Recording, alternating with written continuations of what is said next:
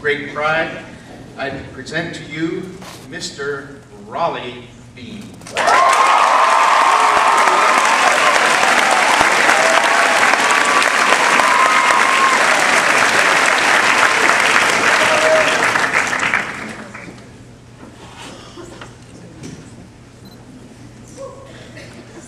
Hello, my name is Raleigh Bean, and I'm very glad to be here tonight.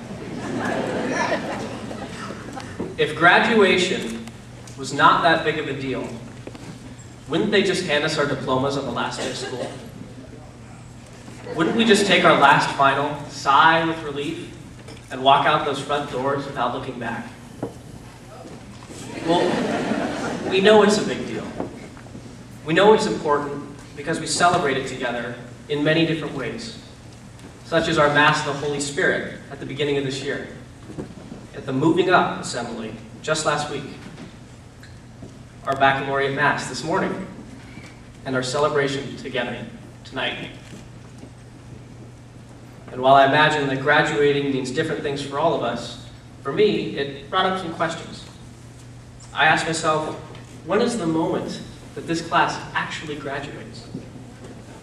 To put it in a math problem, at what time, T, during this graduation process, do we seniors go from being students, S, to a graduate, G?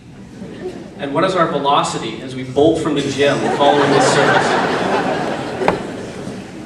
Is this magical moment when we receive our diplomas or when we throw our caps in the air? For me, it's when we raised our senior banner to join the ranks of classes above us. Raising our banner to the ceiling represents three fundamental elements of being a Brave: choices, commitment, and legacy. The first one of these elements is choice. The most visible choice we've made as a class was choosing our class motto. Who's to tell us the sky is the limit when there are footprints on the moon? It implies that one of the most damaging choices a young person can make is to limit him or herself in any endeavor. A coach much wiser than me once said that there is an important difference between being happy with a performance and satisfied with a performance. To be happy with a performance is to take pride in our work, but always aspiring to do more. To be satisfied with a performance is to become complacent and resigned. We will never improve, never do better than that. We've just set our own artificial limit. From the single choice we all made to come to Bishop Blanchet, instead of, say, Seattle Prep, Roosevelt, or any other high school, think of all the unique experiences we've had together. Think about how different your life might be if anyone in this class weren't here. You would have missed Mr. McGill's energetic spin on history.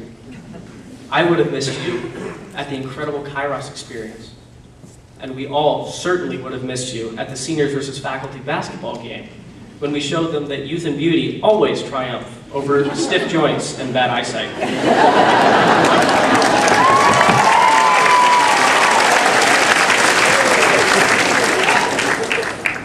That decision started a whole chain of events that over the course of 4 years has culminated with our graduation here tonight. Would you believe me if I said that we were shaping our character and our lives by the big and small choices that we make every day? Would you make your choices more carefully? Because that, my friends, is the truth. What you decide to do with your life is determined by a select few big choices and thousands of small ones. So if the first element of being a Blanchet Brave is good choices, then the second element is commitment. Some of you may recall that commitment is a topic that gets me pretty fired up. I bring it up tonight because I think it is a characteristic whose importance cannot be overstated. Your commitment to a sport, to acting, to your friends, to God, to whatever you choose, will determine your level of success. Are you the type of person who sees a job through to the end, or are you not? The best advice I was ever given on commitment was that there are two types of pain in this world: the pain of hard work and the pain of regret. You have all made one giant commitment that you can be very proud of, because it is no walk in the park to get where you are sitting tonight. Being a high school graduate means that you got up in the morning and came to school to learn for 4 years. But that commitment is almost fulfilled. But for most of us, the next step into higher education is staring us right in the face. The paths that lie before each of us will not be easy, and at times they will not be fair. You will certainly come up against adversity. You may fall, miss your mark, you may even fail completely. But if there is one thing that I want all of you to take to heart, it's the will to never give up. If you need inspiration or examples of the type of commitment that I am talking about, look no further than your peers. Sitting among you at this ceremony are the finest examples of dedication. Think about all the trophies we've won this year. Think about all the new school records and various awards. Many times, we only see the final product of extremely dedicated people spending countless laborious hours practicing and attending to detail. So if we make smart choices and we uphold our commitments, we accomplish the third part of being a Blanchette Brave. We leave a legacy that we can be proud of. And I know that he has been the center of much discussion lately, but in my humble opinion, you cannot put Mr. Bill Herber on a high enough pedestal. What greater example of legacy exists at Blanchette than this phenomenal teacher? I remember that the first thing I heard about Mr. Herber was that he was that teacher at Blanchette who had gotten hit by a bus 2 separate times. The second thing I learned about him was his notorious disciplinary method of making disobedient students grind through hundreds of push-ups. Having never met the man, I was absolutely positive that while Bill Herber was 6 feet tall, he ran his PE class like the Marine Corps, and he was so tough that the only person who would dare mess with him was Sister Heck. So imagine my surprise when I accidentally jostled the real Mr. Herber and spilled his Zoba de Oi while getting in the lunch line. Needless to say, my first disciplinary push-up lasted 90 seconds in the middle of first lunch. But what does this have to do with legacy? Think back, if you will, to Mr. Herber's speech at the teacher graduation just 2 weeks ago. Now, I'm not trying to throw him under the bus, because that does happen once in a while.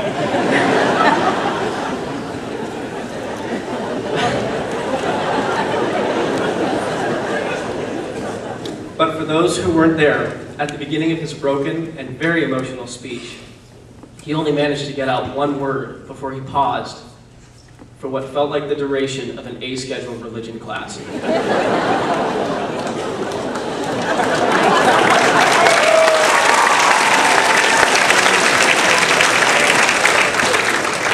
But the coolest part was his audience's reaction. You could have heard a pin drop. For a minute and a half, our gymnasium, containing more than 1,000 people, was completely devoid of coughing, giggling, and talking as we honored the man before us in silence. That is legacy. That timeless, intangible thing that every person saw embodied in our great teacher. Legacy is the banner, it is the footprint, it is the eternal memory of brave spirit that we leave behind for those who succeed us. Because the trophies that our classes won will collect dust and be moved for newer ones. The new school records that we set this year will become history until they themselves are broken. And eventually, even our class banner will fade and lose its color as it joins the ranks of ever-growing alumni. But the senior class of 2010's unique contribution to the tradition of faith, scholarship, and service will reverberate through the halls indefinitely. Very soon, we will be leaving each other. Some we will meet again, but the sad and bittersweet truth of graduation is that this is very likely the last night we will all ever be together. However distressing this may seem, I encourage you to remember with fondness and love the 4 years that we had here at Bishop Blanchette. I encourage you to remember what it meant to support something bigger than yourself, to support each other.